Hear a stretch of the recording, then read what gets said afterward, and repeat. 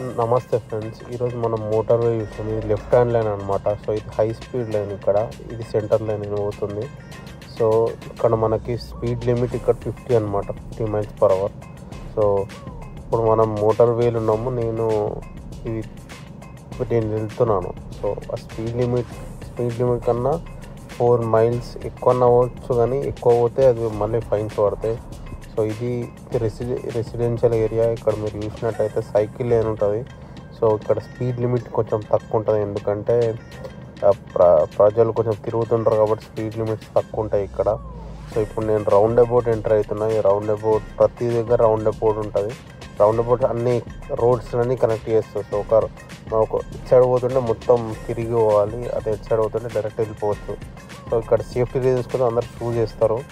So అది ఇంకా traffic rules మీకు చెప్తాను కమింగ్ వీడియోస్లో. So thank you.